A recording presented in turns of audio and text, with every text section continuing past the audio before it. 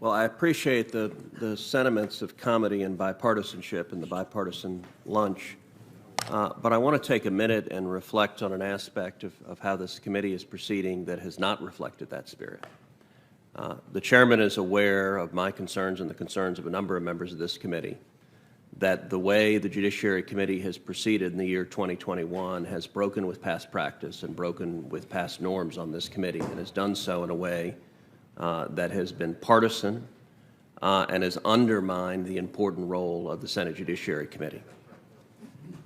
As you know, back in March, when Vanita Gupta was before this committee, Chairman Durbin chose to break Rule 4 of the committee, which states that it takes a majority vote, including one vote from a member of the minority, in order to bring debate to a close. That had no precedent in the history of this committee.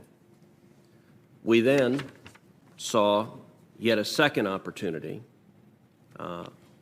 concerning Toby Heitens, nominated to be a judge in the Fourth Circuit Court of Appeals, where the total questioning for that lifetime nomination to the Court of Appeals was 18 minutes, even though my staff and the staff of another senator have both conveyed to the chairman that we were en route to the committee for the hearing.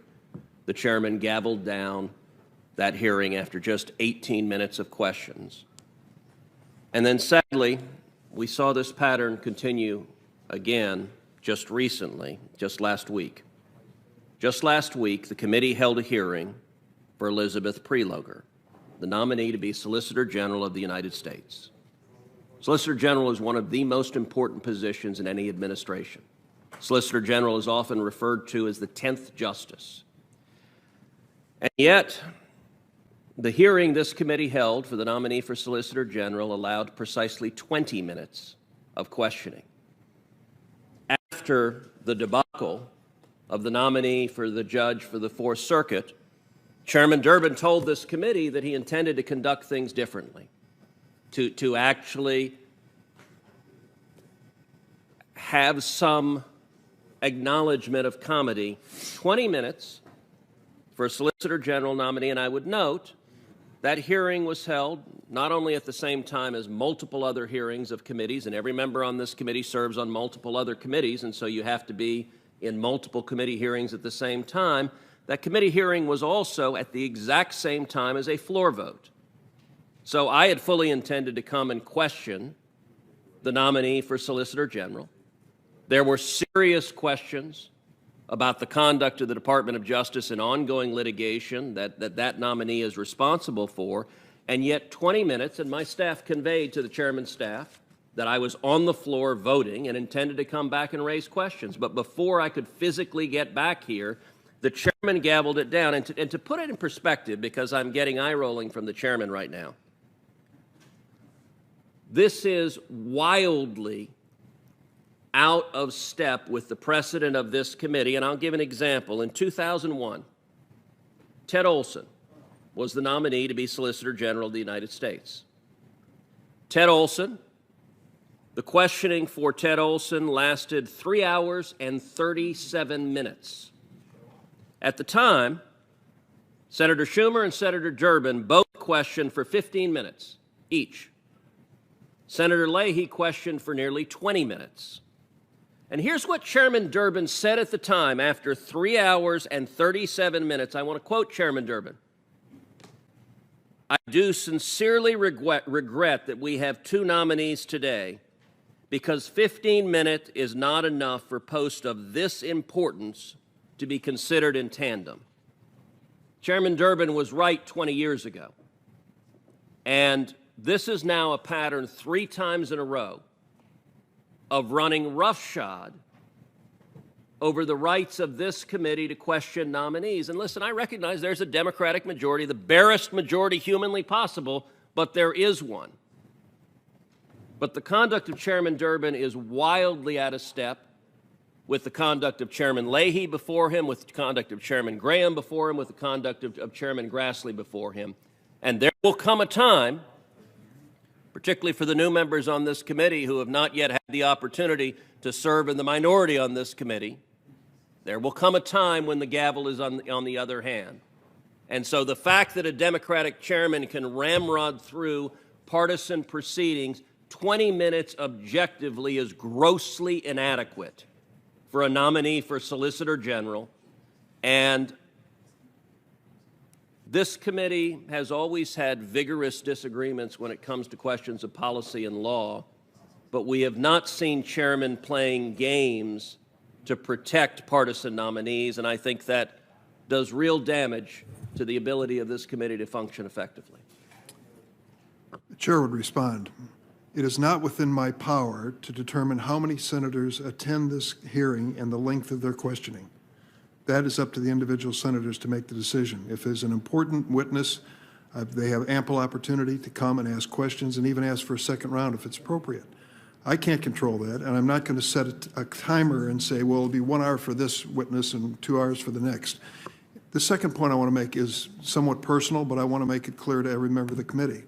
You raised this point once before, that you were, quote, on your way, and I closed down a hearing. I went up to you and right in that corner and stood and said, I'm sorry, I didn't realize that. It'll never happen again. Now, let me tell you what happened. I know you had staff present, but let me tell you what happened when I heard in this last hearing that you might be coming. Senator Cotton finished questioning, and when he finished questioning, I was told you were, quote, on your way.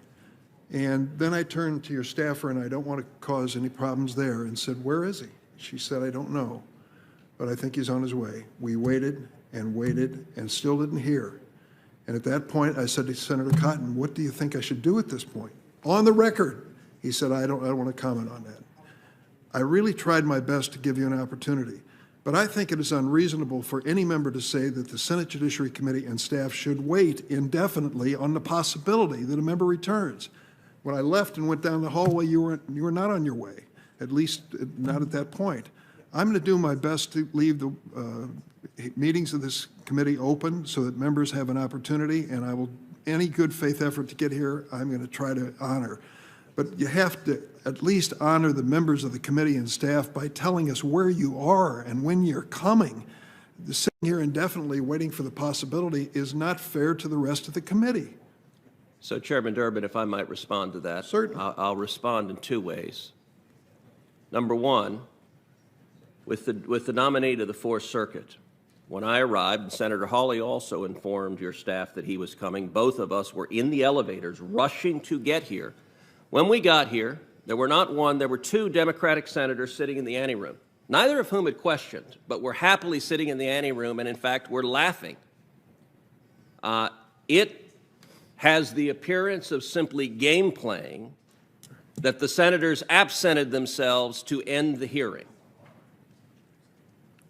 As it concerns the Solicitor General nominee. Wait a minute. The Solicitor General nominee, hold on, you can respond when I'm done responding. 2 members leaving the floor does not mean the committee is out of business. It's my decision with this gavel as to when it's out of business. I understand, did my best but my for you. point is that the Democrats were in the anteroom, they did not ask questions, and their absence is what gave the chairman the excuse to gavel down as well. There's no one here to ask questions because the Democrats were right outside the door.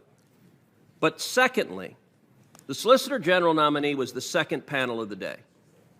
No senator can anticipate when the first panel is going to be over, so it's impossible to plan, I want to be there at X time, because the chairman scheduled the Solicitor General as the second panel of the day. And when the chairman has great umbrage, how could I know where you were? Well, it wasn't complicated. There's buzzing on the clock. I was standing on the floor of the Senate casting a vote, and I had to physically come from the floor of the Senate to here. I asked your staff to tell me how long you would be, and they said I was coming from a vote. She said she didn't know, and I don't want to push her under the bus. That's 20 unfair. minutes is But objectively unreasonable. It is unfair for the Solicitor for any General member to nominee. expect this committee to just stand in abeyance and wait for the possibility of your return. Chairman D.urbin, amazingly, every other committee chairman actually manages to have hearings where nominees have appropriate time for questioning. It is only the Judiciary Committee that I have seen this kind of gamesmanship, and it is only in the last 9 months. 8 years on this committee, neither Chairman Leahy nor the Republican chairman played these kinds of games. It has only been during Chairman D.urbin's tenure that has happened on this committee. And by the way, if you want to go back to past nominees for Solicitor General, You can see there's consistently over an hour for the hearing for Noel Francisco, an hour and 56 minutes for Don Verrilli, an hour and 34 minutes for Elena Kagan. There is a long history of this committee questioning nominees for the Solicitor General position. And I understand, Chairman Durbin, that Democrats want to protect Democratic nominees, but giving short shrift to the Senate's responsibility to advise and consent is undermining the ability of this committee to do its job, particularly when the chairman knows fully well on a day that there are votes and multiple committee hearings that it takes time for members to physically get here. And that is true of every member here, which is why other committee chairmen manage to hold hearings open for sufficient time to actually question nominees. It is not unreasonable for members to notify the committee if they are on their way, and I will do my best to accommodate Republicans and Democrats in that